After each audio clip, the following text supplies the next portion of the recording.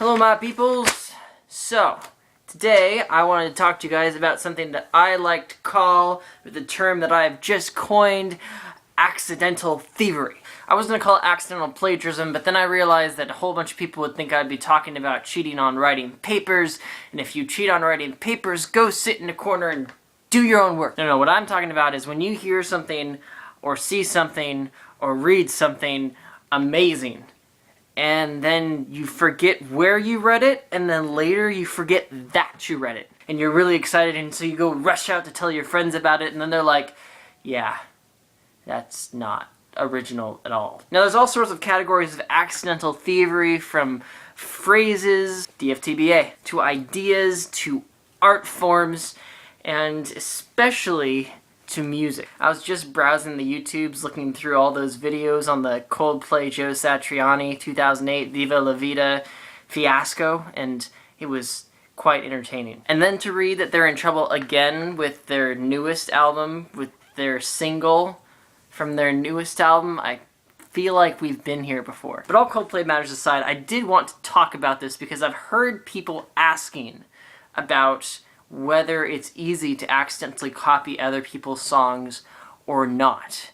So I wanted to tell you, as a musician myself, it is unbelievably easy. There's various reasons why, but one particular reason that I can explain is that the creative process kind of is conducive to things that you already know. I mean, essentially the way that I write a whole bunch of my songs and I get the initial idea is just from noodling. I mean, you put all the work in, you practice, and you learn, and you figure out how to play your instrument, and then you kind of just have to play around until you hit something that you like. Now, of course, there's exceptions to this, and I'm not even saying that everyone writes music like that, but it's the way that I write music, and it has led me to have significant issues with copying or being afraid that I'm copying other people's music. And the reason why it's so easy to accidentally steal someone else's riff or melody or rhythm when you're writing music like that is because it naturally hooks in your mind as something that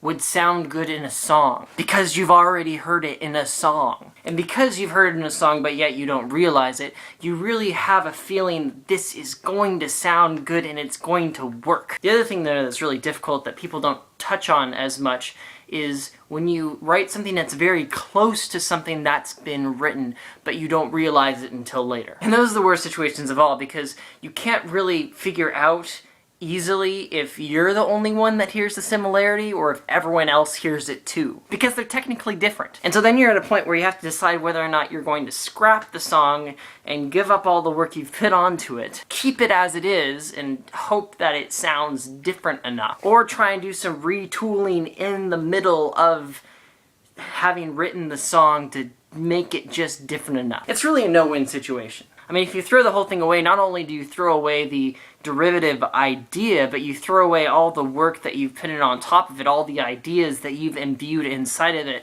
the entire song that you've built around it. So that sucks. But if you leave it as it is, then you're plagued with the constant nagging fear that someone else is going to hear the same similarities that you do. And then finally, if you try and rewrite the song in the middle of writing the song for it to sound different, especially if the thing you're rewriting is your main melody or your main harmony or your main rhythm, then the odds are very heavy that you're going to just write something that's not what you wrote before and not any good. So what can you do about this? Well, first of all, you can be very familiar with the music that you listen to and that you like. Sometimes that can be all the difference between playing something and thinking it's your idea and playing something and going, oh, hey, I figured out how to play that band's song. You can field test your music with people who like the styles that you're trying to play. And then you can say, hey, check this out, and they'll say, hey, that sounds like someone else. And the last thing you can do is keep your music organized by grouping, by genre, by feel, so that when you come up with a song idea, you can quickly flip through your song collection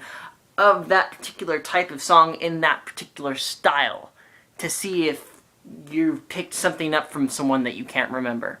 In the end, you have to be able to just distance yourself from the little hooks and bits that you come up with and realize that more will come at a future date, and so you don't have to make every single one that you come up with in a 2-month span work for you. So those are the basics of accidental thievery, specifically musical accidental thievery. If you have any experiences in music or in other art forms, put some thoughts in the comments below and I'd love to read them. Other than that, I will see you guys next time, and to quote the Vlogbrothers, don't forget to be awesome.